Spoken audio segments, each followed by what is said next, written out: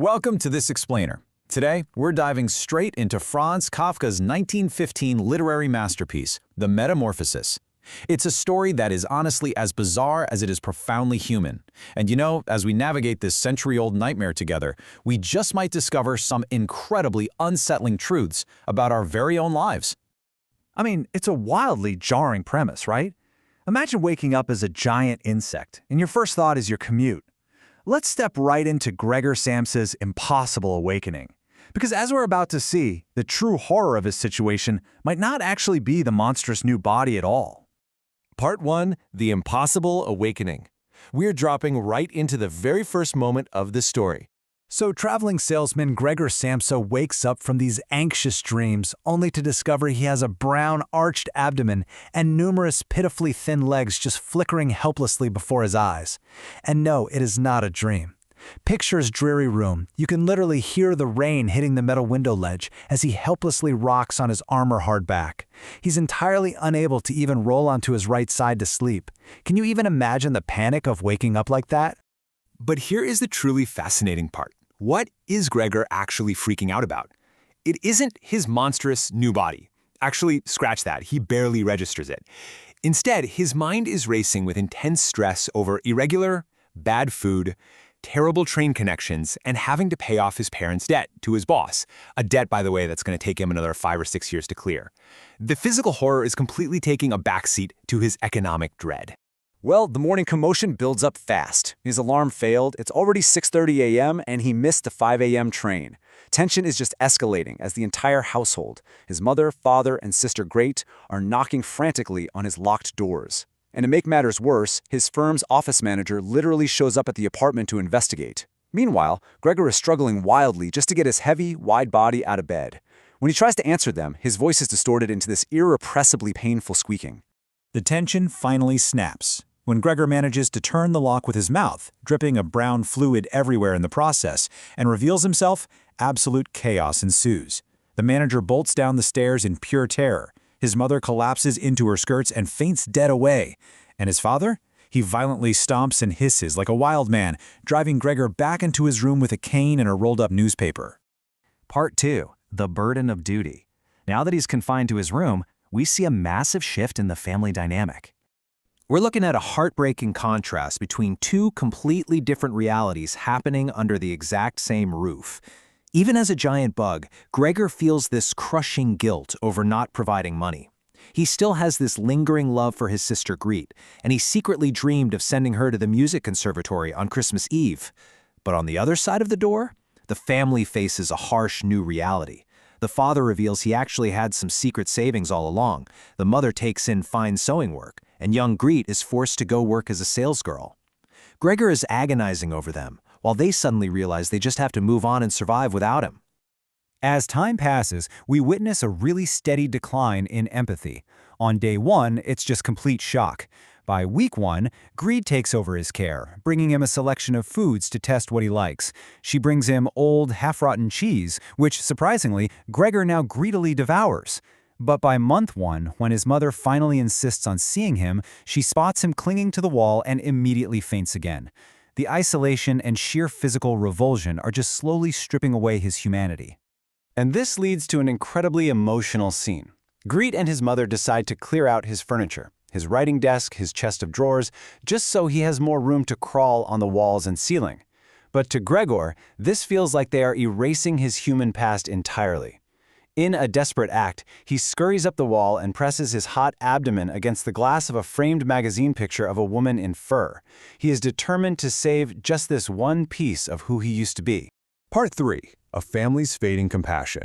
This desperate act to save his picture triggers a really dark turning point. The story reaches this violent climax. His father returns home, and he's now standing completely upright, proudly wearing a tight blue bank servant's uniform with gold buttons. Seeing the commotion with the mother fainting, the father completely misunderstands the situation and decides to just bombard Gregor. He throws small red apples at him, embedding one incredibly deep into Gregor's back. It's such a tragic irony, isn't it? The father's newfound strength and crisp uniform coming at the direct expense of Gregor's utter, helpless vulnerability. And so begins the cruel new normal of neglect. Gregor suffers immensely for a whole month from this rotting apple stuck in his flesh. Now, the exhausted family does start leaving the living room door open in the evenings so he can silently observe them, but any active care completely vanishes. To make ends meet, they rent a room to 3 bearded, highly demanding lodgers. And because of this, the family begins to completely neglect Gregor, turning his room into a dark, dusty dumping ground for the lodgers' excess junk, the ash box, and literal kitchen garbage. Gregor starts experiencing deep starvation and physical deterioration. Covered in dust, threads, and hair, he just lies there, listening to the chewing teeth of the lodgers eating dinner in the living room, while he slowly wastes away in the dark. He realizes he craves a kind of nourishment that this world simply cannot provide him anymore.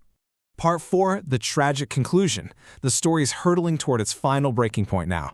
One evening, Greta's playing the violin for the lodgers. The music completely seizes Gregor. A dirt-covered Gregor creeps out of his room and into the living room, full of fragile hope.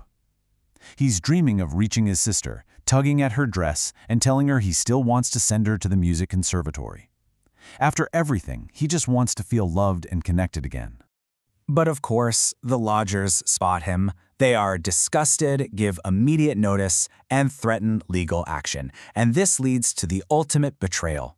Greta, his beloved sister for whom he sacrificed absolutely everything, slams her hand on the table. She strips him of his name, referring to him only as it, and demands to her parents that they must discard him if they want to survive. Weak, starving, and entirely heartbroken, Gregor manages to slowly turn around and crawl back into his room. The second he's inside, Greta slams the door, bolts it, and locks it fast. Barely able to move, Gregor feels only peaceful reflection and this deep, lingering love for his family. As the tower clock strikes 3 a.m., he breathes his very last breath. Later that morning, the cleaning woman finds his completely flat, dry body. The narrative arc concludes with a chilling pivot. So, does the family mourn? No. They feel immediate, profound relief. They give thanks to God. Mr. Samsa confidently picks those 3 lodgers right out of the apartment. Then all 3 family members take a sunny electric tram ride out to the country.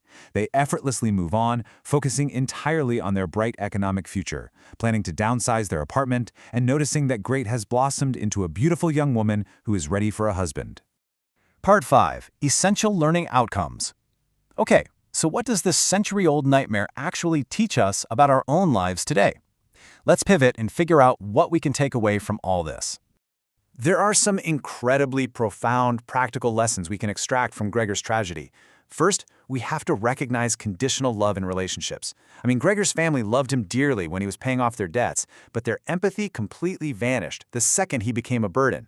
Second, we must avoid defining our self-worth strictly by our economic output. Gregor was so conditioned to be a worker bee that even as a literal bug, his first thought was about missing his train. And finally, establish boundaries before resentment builds. Gregor's unquestioning self-sacrifice ultimately left him hollowed out long before he ever turned into an insect. Great's rationalization brilliantly illustrates the absolute tragedy of self-sacrifice.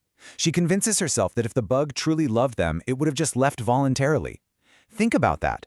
Gregor gave absolutely everything to pay his family's debts, yet society and his very own family discarded him the exact moment he ceased to be useful to their survival. So, I want to leave you with this final thought to reflect on today. In a world that constantly, relentlessly demands productivity, are you defining your identity merely by what you provide to others? Or do you know who you are completely outside of your duties to your job, your family, or society? Thank you so much for joining me for this explainer, and keep learning.